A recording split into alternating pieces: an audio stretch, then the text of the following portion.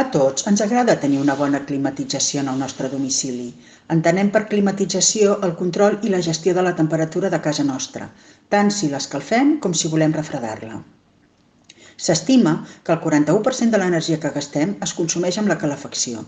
Sabem que optimitzar el consum energètic de la nostra llar per aconseguir una bona climatització no sempre és fàcil, però és una tasca que podem aconseguir tenint en compte uns consells que seguidament anomenem.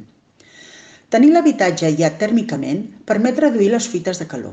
Tenir finestres de doble vidre redueix l'estalvi entre un 20 i 30% i si a sobre tenim els sostres i les parets ben aïllades, es reduirà molt la despesa en climatització.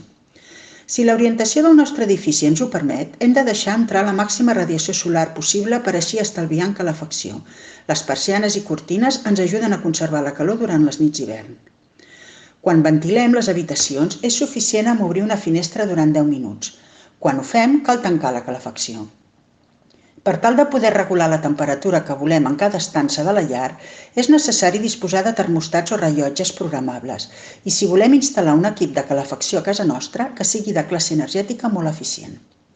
A l'hivern, una temperatura d'entre 19 i 21 graus és suficient per tenir confort.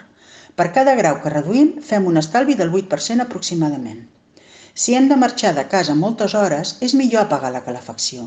Si només som fora poques hores, deixar el termostat a 15 graus és suficient. Recordar purgar els radiadors una vegada a l'any com a mínim i no tapar-los mai amb mobles o roba, ja que fent això no es tindrà la màxima radiació de calor. Si a casa nostra hi ha habitacions que no utilitzem, estalviarem si tanquem les vàlvules dels radiadors. I per últim, cal saber que podem tenir calefacció, aire condicionat i aigua calenta amb un sol aparell que funciona amb energia renovable, la bomba de calor o aerotèrmia. Per qualsevol aclariment, no dubteu a posar-vos en contacte amb nosaltres. A tots ens agrada tenir una bona climatització en el nostre domicili. Entenem per climatització el control i la gestió de la temperatura de casa nostra, tant si l'escalfem com si volem refredar-la.